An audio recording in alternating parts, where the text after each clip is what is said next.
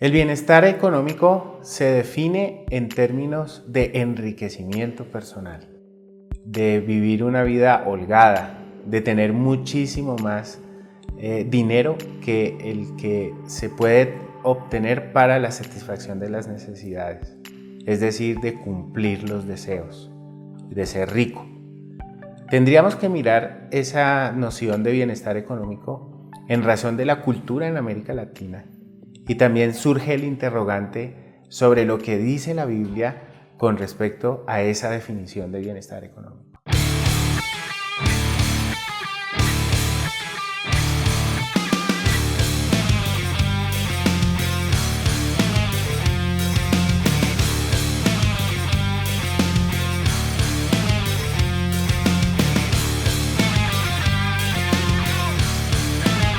En América Latina conviven tres cosmovisiones culturales que tienen un correlato en términos de dinámicas económicas. La premodernidad tiene esa correspondencia y se ve especialmente en las zonas rurales con las dinámicas de productividad campesina, como la utilidad de los productos se utiliza para fines comunitarios. La modernidad, que sería la segunda cosmovisión, se ve en la presencia de industrialización en América Latina, precaria pero está presente. Y la posmodernidad se ve en las dinámicas actuales influidas por la globalización que exacerban el individualismo, el consumismo a gran escala y digamos en alguna medida están vinculadas con estos problemas del narcotráfico, con la proyección de apariencias, del tener en términos económicos.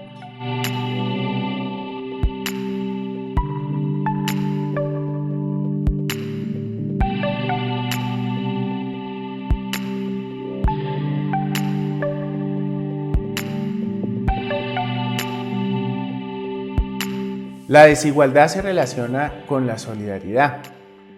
Esto puede verse en los modelos de política económica que se establecen en un determinado sistema.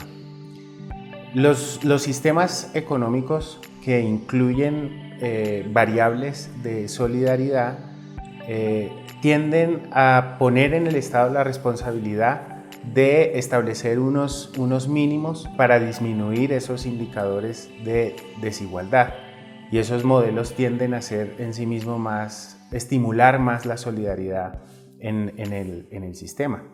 Entre tanto, los modelos de política económica que tienden más al libre mercado permiten que los agentes económicos puedan ejercer su actividad productiva en una forma muchísimo más amplia y desregulada.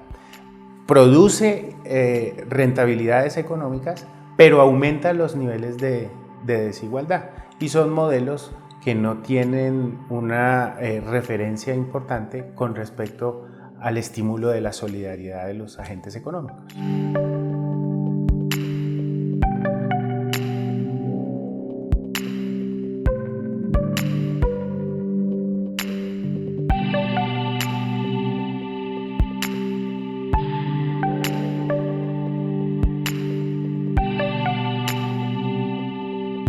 La Biblia habla de solidaridad y la pone en términos de bienestar integral. En términos de Antiguo Testamento, el caso es el libro de Deuteronomio.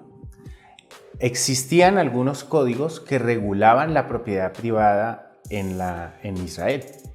Esa propiedad privada tenía un sentido de responsabilidad social. Hay dos ejemplos ahí. Uno es cuando el propietario de un determinado viñedo, que es un medio de producción de subsistencia para el propietario, debía dejar abierta su propiedad para que las personas que estuviesen en una condición de hambre pudieran saciar su hambre en su viñedo sin ningún tipo de restricción, en el viñedo del Señor.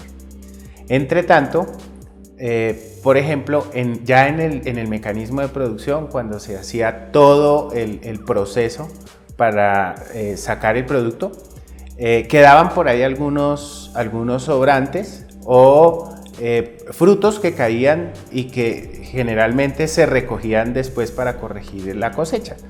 Entonces la disposición era que esos frutos no se recogieran para el propietario, sino que fueran destinados a la protección de gente vulnerable como las viudas, los huérfanos y los extranjeros.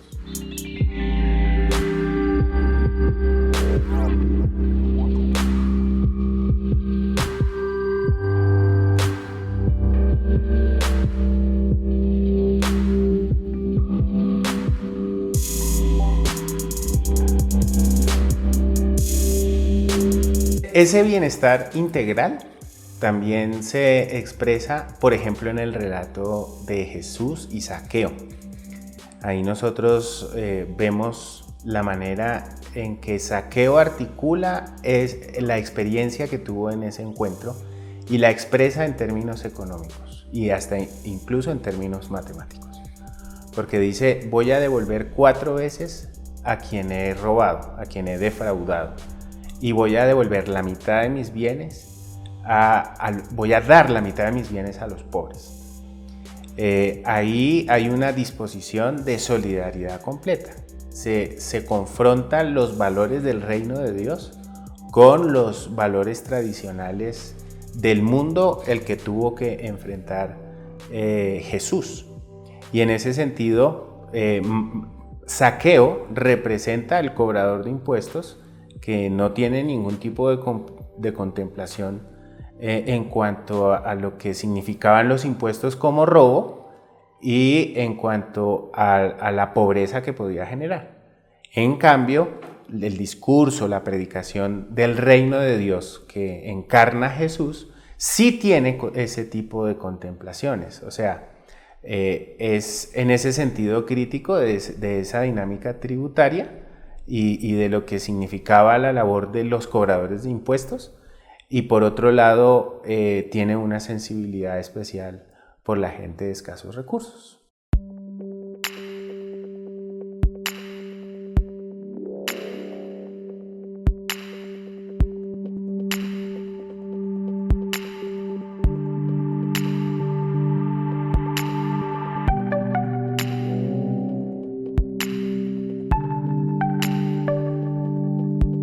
Ser cristiano garantiza bienestar económico, pero tenemos que partir de la definición de bienestar económico. En términos bíblicos, bienestar económico está asociado con el bienestar general y no tanto con el enriquecimiento personal que un determinado individuo puede tener. En ese sentido, sí hay una garantía de bienestar. Estos modelos, por ejemplo, el del Antiguo Testamento con el Deuteronomio o la ilustración de Zaqueo, dan cuenta de ese sentido de solidaridad. Cuando hay solidaridad hay bienestar económico porque no solamente la persona trabaja en función de sus propios intereses, sino que trabaja teniendo como referencia intereses de los demás. Y eso ayuda al sostenimiento de todas las personas dentro de una sociedad, y en eso sí podemos estar hablando de bienestar económico.